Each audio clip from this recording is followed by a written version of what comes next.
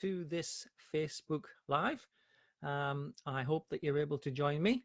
I am intending to talk about why panic exists, but of course that also applies to a great degree to every anxiety problem that there is, and also applies to depression, actually, when you think about it. And I'm also going to offer some suggestions about what you can do about panic.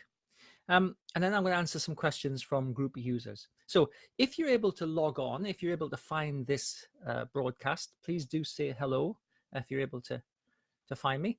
And I'm just going to talk for a few minutes, give people a chance to catch the broadcast. I'm just going to talk a little bit about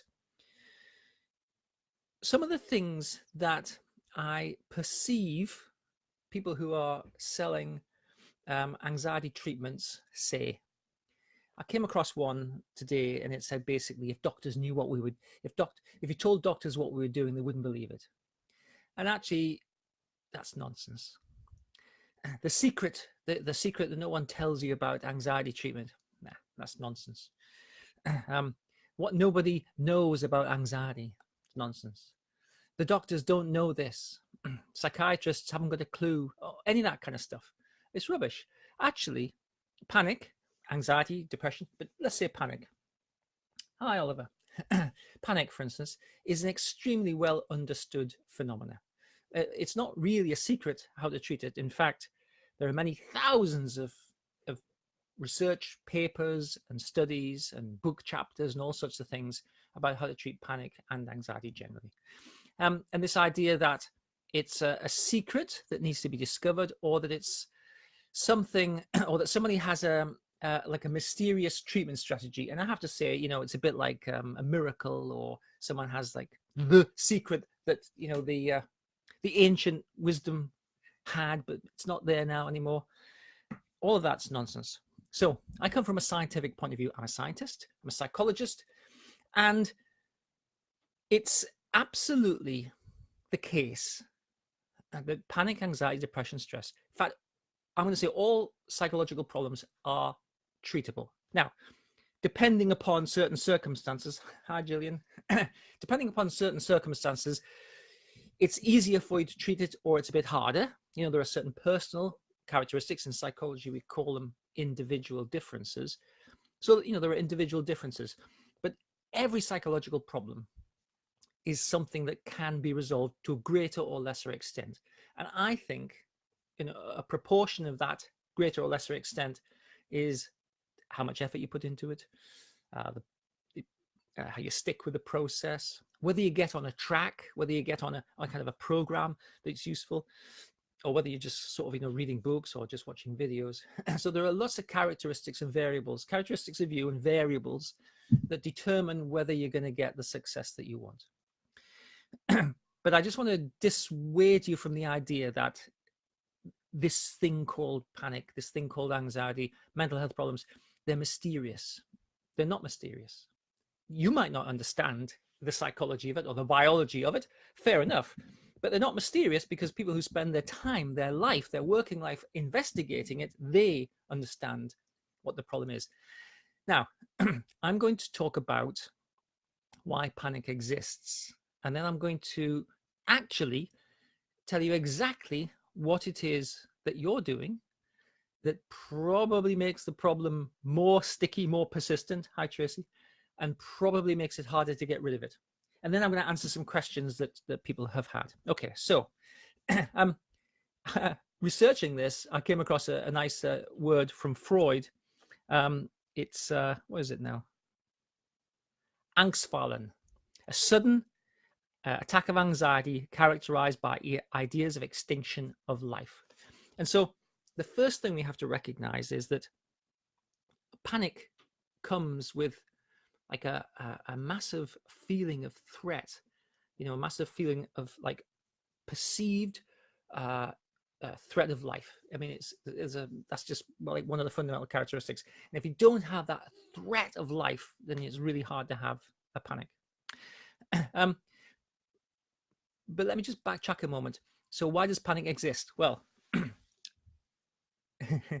have to say, there is no, as far as I'm aware, there is no cultural, social, personal, There's no biological, there's no evolutionary, there's no hereditary or genetic reason for panic to exist.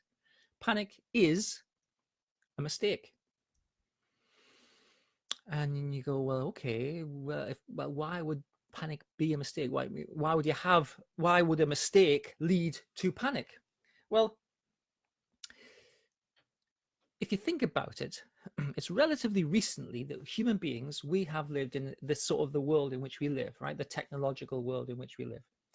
And our survival strategy really was developed in a much earlier, before civilization, a much earlier and a much more raw environment where fear was a really useful signal that you needed to do something.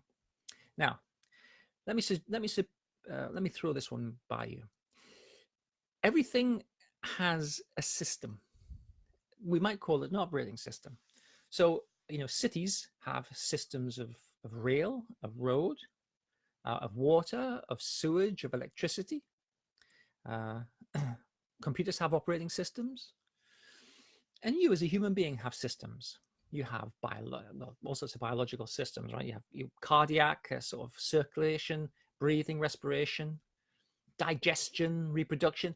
All these are systems, and systems work, by this does this, this does this, this does this. So systems work by making another thing happen in the loop, and it comes around, and then that's how the system works. So respiration works repetitively. The blood, the oxygen carbon dioxide interchange, it's repetitive, it's cyclical. Digestion, cyclical. Sleep, cyclical. All of these processes work in a sort of a systematic way. Now, your survival system, what we would typically call your fight or flight system, was developed at a time when you genuinely probably were at risk of some, serious threat of life. Hi, Dave.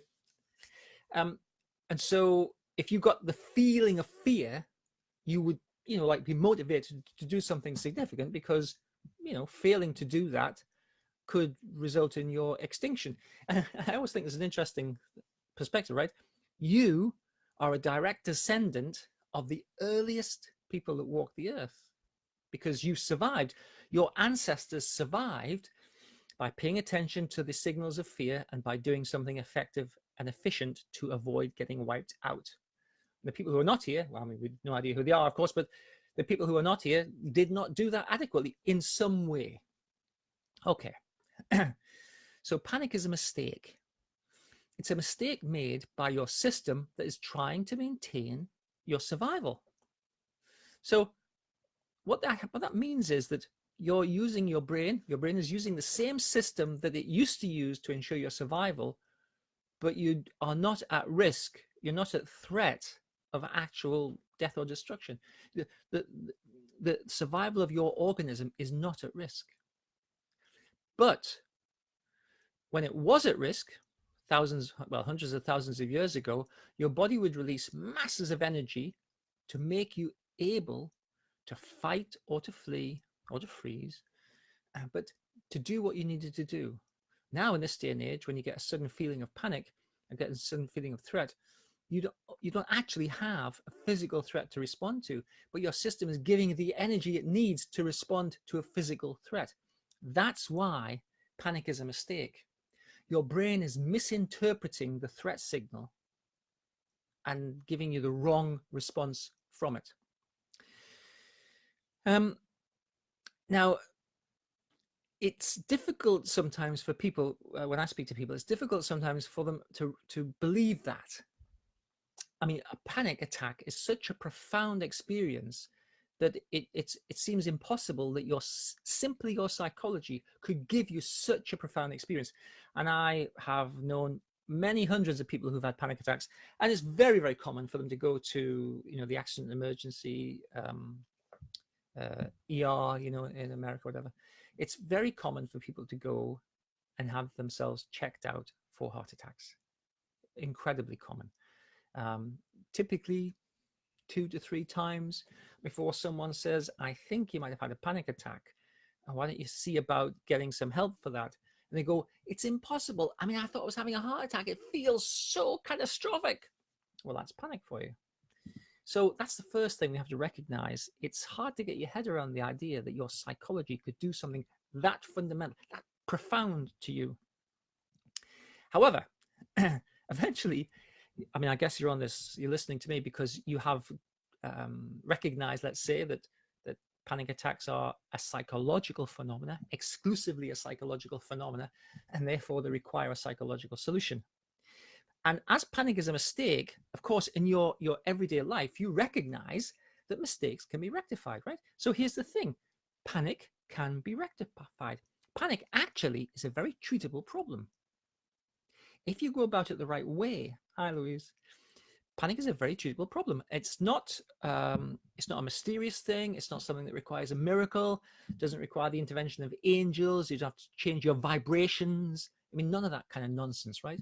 Panic is straightforwardly treatable using cognitive behavior therapy. But we have to think about going about it the right way. We have to think about actually doing the thing that's useful rather than doing the thing that's not useful. Now, when you have your first panic attack, you think you're going to die, probably. You might well end up in hospital, being checked out and everything. But you're not going to die. And if you have subsequent panic attacks, it's also true that you're not going to die. So why do panic attacks not fade away? Why is it that we get persistent panic attacks? So I'm going to go through what I would call the building blocks of panic. And I'm going to go through these and just talk a little bit about them. And then I'm going to show you the loops. I might not actually show you, but I'll tell you the loops that maintain panic. And therefore, when you break these loops, you could be free of panic. So the first one is this: physiological arousal. Now, some people are probably more sensitive to what their body's doing than others. And there is a notion of what we might call a physiological sensitivity, a biological sensitivity, right? So the first thing that we have to recognize is that some people are a little bit more prone to panic than others because of this physiological sensitivity. But everything else, apart from that, everything else I'm going to say applies to everybody. For some reason or another, in your first panic attack, you became sensitive to what your body was doing. You noticed the physiology of what was going on, and you interpreted it in a kind of a catastrophic or very negative way, implying that this thing that is happening is going to lead to your death. Impending doom, it's called. So it might be my heart's beating faster. Oh my word. Okay, yeah. Hi, Vanessa. My heart's beating faster. Oh my word, that means I'm having a heart attack. That there is the sort of the loop of panic. So your physiological arousal leads to what's called a perceived threat, right? So you become sensitive to what your body's doing and you start to pay attention to it. Now, attention is a fairly limited resource. You might not realize that because you use it very efficiently in your everyday life. But imagine this. You would have real difficulty counting backwards in threes from 100, right? 100, 97, 94, 91. That's taking me some effort, right? I've got to put attention on that process and driving. I mean, driving is a fairly automatic process. I talk about it a lot. It'd be really hard to count backwards in threes from 100 and drive and pay attention to what's going on. It would be very hard really to do anything. So my point is, you have actually a limited amount of attention, but you use it efficiently. Now, when you become sensitive to panic, you take some of that precious attention and you keep it focused on your body so that you're paying attention to what your body's doing and you're actually becoming aware of it. Now, here's the thing. And I've done this with people, tons and tons of times. And it's really just the power of suggestion in a way. I've had people imagine that their hand was getting hotter. I've had people imagine that their breathing was becoming more shallow. I've had people imagine that their skin, they're starting to sweat. And in fact, it doesn't take a lot to do it, but you can actually create some physical, thing, some variation on normality simply by putting some attention on it. So when you become frightened of panic, you start to check your body and you start to look out for symptoms and signs that you're going to have a panic attack. that then triggers in you a sense of perceived threat. Oh my gosh, I'm starting to have a symptom, therefore I'm going to have a panic attack. Now, if you don't know the structure of panic attacks, what's the next thing you're going to want to do? Are you going to go, oh, I'm going to have a panic attack? Or are you going to go, oh, I better phone a taxi and get myself off to the hospital or whatever? Or are you going to try and do something constructive from your own, off your own bat to do something about it? Well, the answer is that you're going to want to escape from the loop. You're going to want to escape from the situation you're in. So the next thing that's really important is that you have what's called escape behaviors. Now, this is really kind of fundamental. Nobody wants to have a panic attack. And if you don't know why you're having a panic attack, you definitely want to avoid having another one. So what happens is you try to escape from the situation. I'm in a crowd. I'm starting to feel sweaty. Oh, I've got to get away. I'm in a theater and I don't know where the exit is, or I'm not quite near the exit. I've got to escape. I'm in a line of people and I feel a bit like uncomfortable. I've got to run away. So we escape from all sorts of people, places, things that we perceive have triggered. And Louise says quite rightly, chain reaction actually makes it worse. So we escape from things that we perceive have triggered our physiological response. And that escape is a really interesting thing. I'm going to come back to it in a minute, because if you do that, if you do escape behaviors, you are perpetuating your panic experience. The next one is you worry. Classically in panic, it's called persistent concern. But if you were struggling with panic or anxiety, you are actually going to put a lot of effort into thinking about, worrying about, and considering. And actually, if you think about it, worrying about, persistent concern, considering it, none of this is positive, right? It's all negative stuff. So you're going to put a lot of effort into worrying about where can you go, where can you not go? What can you do? What can you not do? Who can you meet? Who can you not meet? What activity could you do? What activity potentially could you not do? And commonly things like, I mean, in fairness, extremely common would be things like, I can't drive on the motorway because I can't get off the motorway if I feel like I have a panic coming. I can't go on an airplane because I can't get off an airplane if I feel like I've got a panic coming. All sorts of kind of experience where there's an element of being trapped. I can't go to the theater unless I know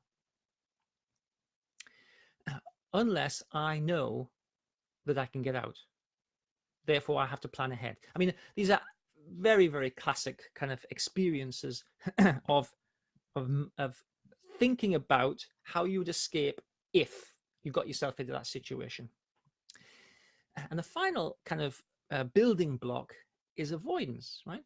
You're going to, and in fairness, avoidance is a fantastic human strategy. We avoid all sorts of stuff, and it works really well for us, until it doesn't. So you're going to want to avoid anything that might seem threatening. And what happens is, as you kind of spend more time with this problem, and as you worry more, and as you avoid more, your comfort zone, what's acceptable to you, narrows and narrows and narrows. And there are many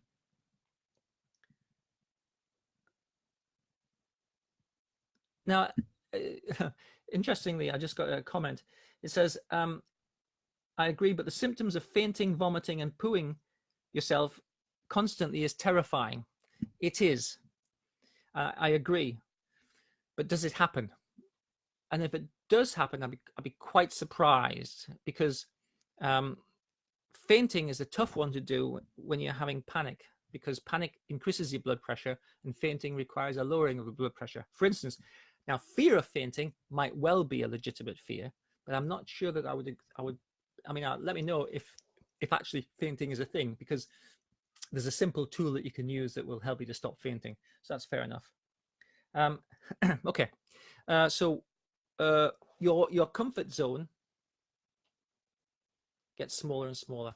And I've talked to many people in the group and in the Mental Health Wizard, Panic Pit Stop support group, and also Anxiety Wizard, about the narrowing of their comfort zone. So those are the building blocks of panic. Now, do you remember I said that everything's a system? So your brain runs systems, okay? And so if you have persistent panic, you've probably set up a series of feedback loops. And these feedback loops are actually kind of interesting, because panic is a mistake. So we might ask the question, why does panic continue to exist if it's a mistake? Well, what happens is, because it's so profound as an experience for us, we interfere with that. We don't just allow the brain to do its thing. We as people interfere with the process. And so what happens is we set up feedback loops. And these feedback loops are the reason that panic persists. And in truth, probably most anxiety disorders persist as well. So the first one is, there's a loop, there's a feedback loop between arousal and the feeling of threat. Okay, now,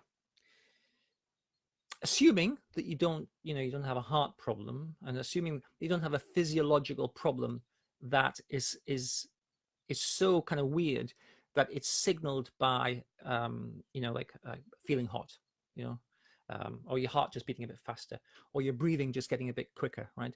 Most actual problems are persistent and consistent, whereas panic is like, whoa, oh. So we become sensitive to that connection. My heart's going faster, therefore I'm going to have a heart attack. And then we catastrophize that. Now, that belief, that link between the physical symptom and the belief, that connection continues to make the problem persist. So the first thing we have to do is we have to break that link between those two things. Unless that link is broken, then it's hard for other things to change. So in principle, the solution is this. This is not how you get to the solution, but in the end, the solution is this. You have to believe, and you have to work on believing, that panic is not dangerous. A panic attack is not a life-threatening or dangerous thing for you. Now, the more you believe that, the less able you are to have a panic attack. Panic attack requires the massive sense of impending doom. If you don't have the massive sense of impending doom, you can't have a panic attack. Now, I don't know how many panic attacks you've had. I don't know, what your experience is, but just think about it for a minute. If you had a panic attack, did you die? You may have felt that you're going to die, but did you? No. If you've had a number of panic attacks, did you die? No. Okay. Well, what's stopping you from learning that you didn't die? What's stopping you from realizing that panic's not actually dangerous? Well, the first bit is that you always think of it as, and you accept the legitimacy, you accept the validity of this sense of impending doom. The second loop is this. When you have that sense of impending doom, you actually want to run away. Excuse me.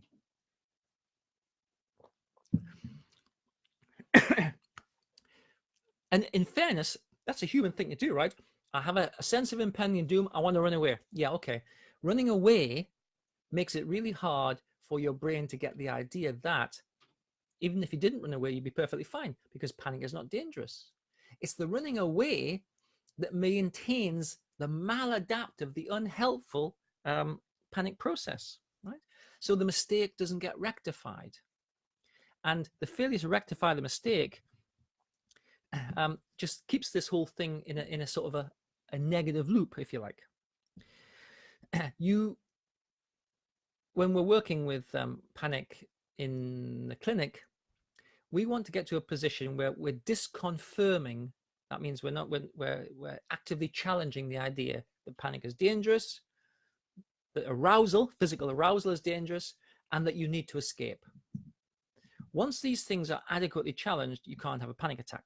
Now, you might still have anxiety, because anxiety, as I've said many times, is the ground in which panic grows, but you can't have a panic attack, and that's a step forward. Okay. So what we have in the end is we have an oversensitivity to arousal, That arousal triggers a catastrophic belief that we're going to die or something terrible is going to happen. We put a lot of effort into escaping from that situation, and we organize our lives around avoiding things which might seem threatening. And we continue to do that. And if you've had a panic problem for any period of time, that is what you're doing. That is it. And if you want to eliminate a panic problem, well, then you need to break the belief that panic is dangerous. You need to stop escaping, and you need to start, in a way, retrain yourself a little bit to accept that your physiology will continue to do funny stuff, but it actually doesn't mean anything. It's not important. This would also be true of health anxiety and generalized anxiety disorder, etc. So what we've got actually is your system, your kind of psychological system, becoming reorganized in what's called a steady, unhelpful state. So the panic system that we've talked about persists, and it doesn't change unless you actively get into that system and change it. Avoiding more stuff won't help. Taking a supplement won't help.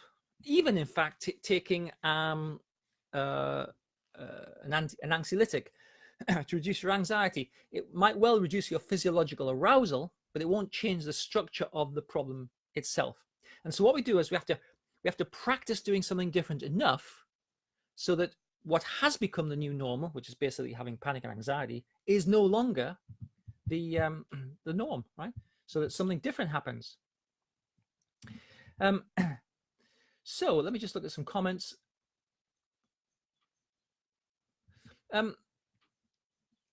So with the comment about hypersensitivity. Okay, so that's kind of where we are. Let's say Vanessa was talking about her experiences causing hypersensitivity. Indeed, that is the case, and it's really hard to live with that. But let's say this is where we are, right? We're hypersensitive.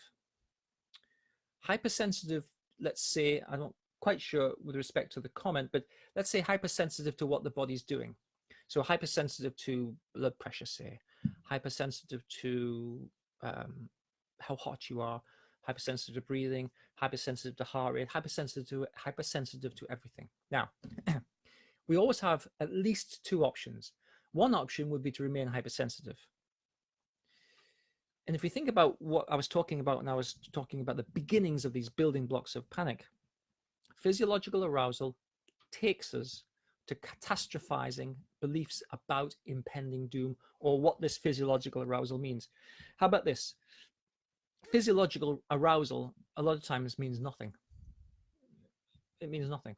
It's simply a response to the environment. I'm sitting in my study right now. I have the door closed so that it's quiet. I'm actually quite hot. It's a nice day outside. I mean, it's probably 0, but I'm actually hot. That doesn't mean anything. It doesn't tell me anything. Now, I could say, if I was to catastrophize, I could say, "Oh, I'm getting really hot," and everyone will see that I'm starting to sweat. And if they see that I'm starting to sweat, they think that I don't know what I'm talking about, and all sorts of stuff, right? Or I could just say, "You know what? The door's shut, and I'm explaining, so I'm getting hot." I expect to get hot because I tend to get hot. Okay, so I can choose to interpret what's happening to me in a number of different ways, and that choice is your path forward. Because when you choose to sort of say, my body's doing all sorts of weird stuff because I have, in principle, trained my body to do all sorts of weird stuff, doesn't mean anything, because I've been having this weird stuff for years and nothing happens. All that happens is that I give it a lot of emotional kind of input, but nothing actually happens, right? In external reality, nothing actually happens. So we've got to take the notion, we've got to take the kind of position that just because we think something, just because we feel something, just because our body does something, doesn't necessarily mean anything, and it's not necessarily an accurate reflection of external reality. And if you think about the panic loop, right? If you've experienced the panic loop, your body has done a massive number of things, hundreds, let's say, that have meant absolutely nothing in external reality. They may have conditioned you to be oversensitive to what your body's doing, but they actually haven't meant that you're going to get killed. They haven't meant that you are, going to have a heart attack. They haven't meant that you're going to faint or pass out. So Louise says how to disrupt our steady, unhelpful state. Well, I'm going to come to your question in a moment, Louise, actually, because I have one of your questions that we're going to deal with in a moment. Okay, so the shorthand, in a sense, for how to put all of this behind you is to use a treatment path. And I'm not going to do a sales pitch or anything, simply to use a treatment path that is well understood, well worked out, and takes you to where you want to get to. Every year, I'm not sure the numbers, but I'm going to say possibly a couple of 100,000 people use the talking therapy service. Talking therapy uses CBT. I use CBT. If you can get CBT, it will be helpful to you. It will help you to retrain your brain to move out of where you want to be. Myself, I use also self-help CBT, which are online programs. And if you want to know a bit more about those, I'm not going to push them here. If you want to know a bit more about those, email me at selfhelpcbt@gmail.com. selfhelpcbt@gmail.com. Now, I got some really interesting questions from members of the groups. And now, just before I get to the interesting questions, Vanessa says that she dissociates. Let me just talk briefly about dissociation, because dissociation is one of those strategies that the brain engages in as a protective mechanism, but which is ultimately quite unhelpful. So dissociation is a bit like an alteration of consciousness, such that it would feel like you're not really there. So there are variations, but some people might say, in very extreme circumstances, they might say, "Oh, I can see myself," or in milder situations, they say, "I just feel like I'm just like a centimeter out of my body," or "I'm not quite with it." And when I've had these experiences, often with flu, as a matter of fact, that feeling of being not quite in yourself. Anyway, it's a protective mechanism. It's typically set up quite early in childhood, so we believe. The thing about dissociation is originally it's to protect you, but now it's actually unhelpful, because it prevents you from having the full experience, and therefore from learning that the full experience is not harmful to you. So my suggestion would be to start to retrain yourself not to dissociate. And if you feel yourself starting to dissociate, connect with the environment. A simple one that you'll find in Panic Pit Stop is find 5 things that are blue. 1, 2, 3, 4, 5. Find 4 things that are red. 1, 2, 3, 4. Fortunately, I have a multicolored bookcase. Find 3 things that are yellow. Find 2 things that are green. Find 1 thing that is pink. So connect yourself to the environment. Equally well, I have worked with people who were experiencing trauma and dissociating, and they're actually knitted to ground themselves. Any grounding experience, any grounding activity is good. If you're familiar with my 10 seconds on your toes, that's a nice grounding exercise. Vanessa, you'll find it in Panic Pit Stop. 10 seconds on your toes is you can do it anywhere, and it just connects you. Anything to connect yourself. I've had people, interestingly, put your feet in the River Thames. Right. Put your feet in cold water. Put your hands in cold water. Douse your face with really cold water. Put an ice cube in your mouth.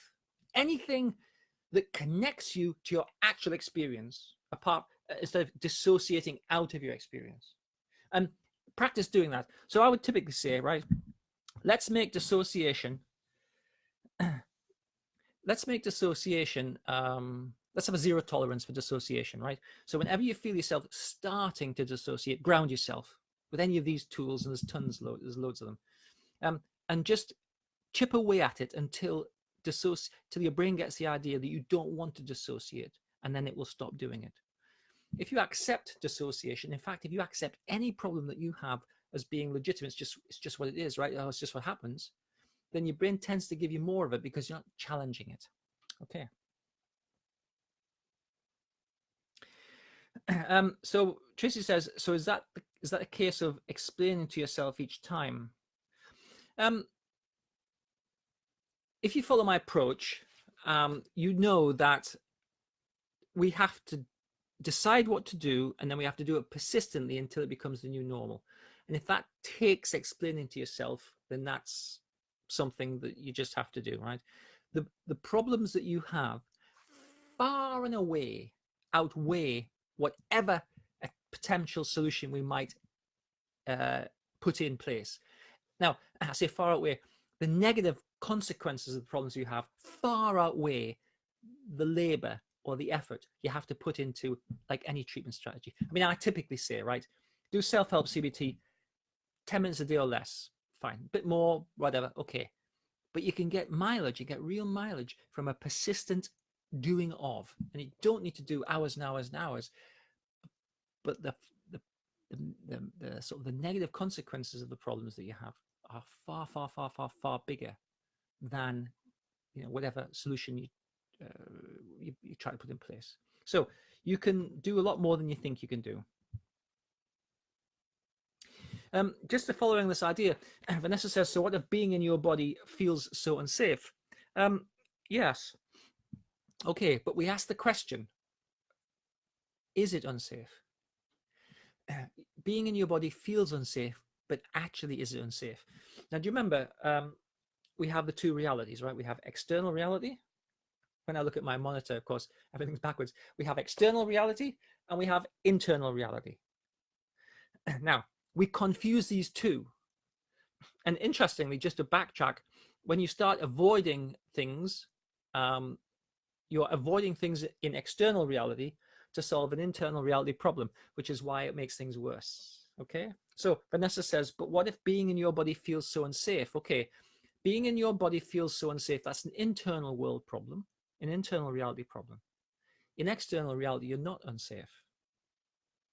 So we've got to challenge it. We have a basis for challenging it, you know, and that's the thing we have to do. We have to challenge the negative belief that we have.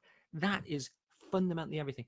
And if these days when I'm training psychotherapists or whatever, you know, I say to people, what is the purpose of psychotherapy? What is the purpose of, you know, this whole therapy business? And people go, oh, you know, people wobble on for a bit of stuff. And actually, my answer is this: is to change the beliefs you have about yourself. That's it. When you change the beliefs you have, then your experience changes. So Vanessa believes that she feels that she's being unsafe in her body. Okay, when she stops believing that feeling unsafe is legitimate, she won't feel unsafe. So when you stop believing that you have to avoid stuff, you don't have to avoid stuff. When you stop believing that you have to escape, you don't have to escape. And when you stop believing that panic is dangerous, panic's not dangerous because it's not dangerous. So changing the beliefs we have about ourselves is so critically important. Okay, so I'm just looking at some comments. Okay, so I've just got a few questions that were interesting. And in fact, they're extremely relevant to what we've been talking about, because again, they flag up the difference between internal reality and external reality. So, Gillian, why do we often wake up in the morning and immediately feel anxious, and then our mind becomes negative with narratives like, I can't do this, I can't handle this, I can't decide? Is there something we can do before we sleep that can help reduce this occurrence? Well, of course, long-time followers of my groups, etc., will know that I developed something called the Kilimanjaro Experiment, which is designed to do just that. So the answer to the first part of the question is, we run programs in our brain. A program being a belief system, a habit pattern, an understanding of how things work. So these are programs, right? And so if you have been practicing waking up feeling unsafe, waking up feeling anxious, why would that change? You're in a stable, steady, unhelpful state. So we have to, what's called, perturbate the state. We've got to change the state. So I would suggest, whenever you have that, I can't do this, I can't handle this, I can't decide, We just have an alternative, right? We do something to challenge the validity of that statement. And, you know, that's the sort of thing that we do in self-help CBT inside the programs. However, Gillian, I will make available to you the Kilimanjaro experiment. So if you send me an email at selfhelpcbt@gmail.com, I will send you a link for the Kilimanjaro experiment. It's an EMDR audio. And when I tested it, it's called the experiment because when I tested it with the group, after 7 days of use, it more or less reduced waking with anxiety by about 50%. So I'll send that to you if you send me an email, selfhelpcbt@gmail.com.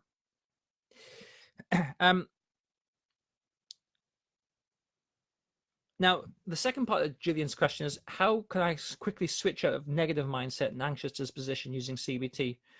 I've learned to identify errors in thinking and ways to replace with positive narrows. And at times it works, at times it doesn't work. Well, I would suggest it's consistency. Have a zero tolerance for negative thinking, right? Over years of self-help, of training, of, you know, I did years of active mindfulness training. I mean, literally years of active mindfulness training. Virtually the whole time I was doing my PhD at Oxford, I was working on a Gurdjieff system where I spent every moment of every day trying to be mindful. Huge amount of time and effort. I don't have any negative thinking. I don't have any worry because it's not something that has a foothold. Now, obviously I could, but it's not something that has a foothold in my consciousness because I've eradicated it, because I think about it differently. So have a zero tolerance for negative thinking, right? Do not allow yourself to do it. And I would suggest to you that you create yourself a phrase that is true in external reality about you, and you use this as an alternative. And it's just a handy alternative. Write it down and make this your kind of catchphrase. You know, I mean, typically I use things like, I'm a good person, I have value, I do the best I can, something, right? And always challenge. Do not allow a negative mindset thing, negative thoughts. Do not allow them to have any space. Zero tolerance. And if you persist with the zero tolerance, you will arrive at a new steady state of normal. And that'll become your new normal.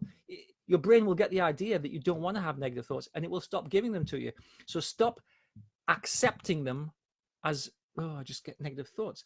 No, you get negative thoughts because you've been accepting them and training your brain to give them to you. Train your brain not to give them to you, and your brain will not give them to you. So Gillian has an interesting question. And this is something that I do a lot of work with in my clinic, because I get a lot of people come to me who've had road traffic accidents and subsequent PTSD from the accidents. I'm not driving at the moment, and I'm fearful of driving. In past, I've had accidents and 2 cars written off.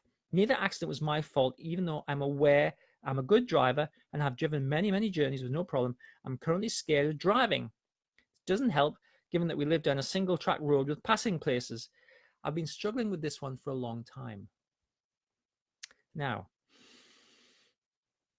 the shorthand answer, Gillian, is that you're running a program of threat. And I would bet that if you think about your accidents, the images that come to mind feel quite present. Now, everyth's memory, right? And you'll have an emotional memory of those accidents, which has emotion of threat in it. And so I would say to people, if you were in my office, I'd say, okay, so can you bring up an image from your mind, from your memory of the worst bit of the accident? And you go, okay, yeah. I say, okay, now how close does this seem? And if it's PTSD, it's here. And how long ago does it feel like it happened? Oh, well, it happened 6 years ago. Feels like it happened a week ago, that kind of thing. So these are just shorthands that I've developed to understand the strength of the emotional characteristics of the memory. So I would suggest to you that you have emotions trapped in the memory, and those emotions make you feel unsafe, and you're running a program of not feeling safe, a mental program of not feeling safe. So that is something, in fairness, wouldn't take much resolving. So I'll tell you what we could do. Probably, I know Tracy has a similar kind of idea. Maybe we could do a little, we'll do a little Zoom call between the 3 of us, and we can just resolve that. I'll just show you the tools and provide them for you, and then you can practice them. It should be resolvable. It just takes a little bit of trickiness. And then we'll be able to deal with that. But the important point is this. You're running a program of threat, and that is derived from the strong emotions inside the memory. So it's kind of like an emotional memory. Now, just the final question. Louise says, what are balanced thoughts, feelings, and responses to someone who's in reality treating you badly? I think I know the answer, but my second question is, how do I maintain control so I'm able to think and respond in a balanced way? I know one thing I forget to do is ask for clarification sometimes. If someone won't listen or accept what you tell them, that when they have mistakenly accused you of something, how mentally can I deal with that instead of feeling frustrated, irritable, panicked, hopeless, and tearful? Okay. A frog and a scorpion are on one side of the river. The scorpion says to the frog, I can't get across the river. Will you let me get on your back and you swim across the river? The frog says, no, you'll sting me. The scorpion says, I won't sting you, I promise. So the frog thinks about it and says, okay, climb on my back. So the scorpion climbs on the frog's back. Halfway across the river, the scorpion stings the frog. And the frog says, what have you done? You've stung me. Now we'll both drown. And the scorpion says, what can you do? I'm a scorpion. So if the person who mistreats you always mistreats you, they're a scorpion. And so we have to say, well, I'm not surprised by this behavior. So what do? Well, then we have to not respond as if we are surprised, right? Not respond with anger, irritability, indignation, because it's a bit like they punch you and you go, oh my gosh, you punched me. And 100 times later, they punch you, they go, oh my gosh, you've punched me. So they just do what they do. So we have to do something that's useful to us as opposed to not useful to us. And that would be to be able to step back mentally from the experience and observe the experience. Because clearly being in it, being like emotionally in it and locked in it, has proved unhelpful, and it is unhelpful because it causes you to have a lot of physiological arousal, and that means that it interferes with your capacity to think clearly in the moment. So we need to step back, and we step so far back that we can observe the process. We're talking earlier about dissociation, but this is not dissociation, but it's about developing a perspective. We step back sufficiently so we can observe the process. In a sense, we retain our emotional power and control. Now, we have to practice doing that because the more aroused you get, the more irate, the more upset you feel, the less cognitive capacity you have to think rationally, to think carefully, and to be, considered in what you say. So we have to pull it back so far that you can be cool and even cold about it. Now, I would often say, okay, if they're doing this, it's probably motivated. So what's the thing that they're trying to achieve? What's their weakness? And we start to twist it around so that we're observing them clinically and thinking about what it is they're trying to achieve. And then we start to manipulate that because now we're cool and collected, as opposed to being irate and kind of unbalanced with anger and irritation and the sense of injustice. So it takes a little bit of time to get that, but it's a real brilliant way of dealing with stress. Certainly if someone's picking on you, because their strategy relies upon you being unable in some form or way to defend yourself. They kind of rely on you being normally, out of control in a way. And that then serves their agenda, So I know we're going to have a conversation, Louise, and so that's fine. We'll talk about that a bit more. But that's what we have to work towards, being detached. Now you might say, well, yeah, but it's really important to me. Yeah, okay. But being overwhelmed is not helpful. And that's a strategy you've tried. So being detached would be an alternative strategy, which might be helpful. And that then is worth trying, in my opinion. So it's a bit like how to make stress optional, Okay. So I think that sums up we've been on broadcasting for 50 minutes. I think that sums up everything I wanted to say. If you want to have a bit more information about self-help CBT, email me at selfhelpcbt@gmail.com, and I'll send you some more information. If you don't have my ebook, Journey Out of Anxiety and Depression, make sure you get it. And thank you for taking the time to join me this Facebook Live, and I hope to speak to you again in the future. Okay, thanks. Bye-bye.